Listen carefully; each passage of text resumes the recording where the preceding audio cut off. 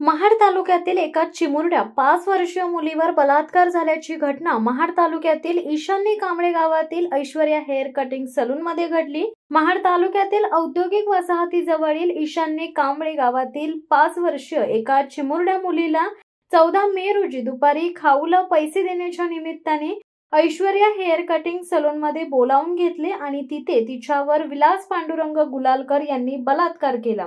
हा आरोपी मूळ राहणार वरणडोळी नाते विभागातील आहे।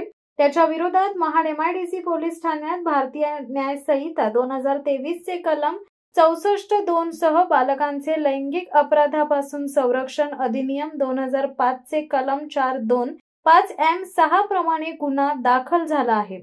या घटनेचा तपास प्रभारी पोलीस निरीक्षक संतोष जाधव, पोलीस सहनिरीक्षक V राऊत करीत आहेत। या माणुसकीला काळीमा फासणाऱ्या घटनेचा निषेध महाड तालुक्यासह संपूर्ण रायगड जिल्ह्यात केला जात आहे।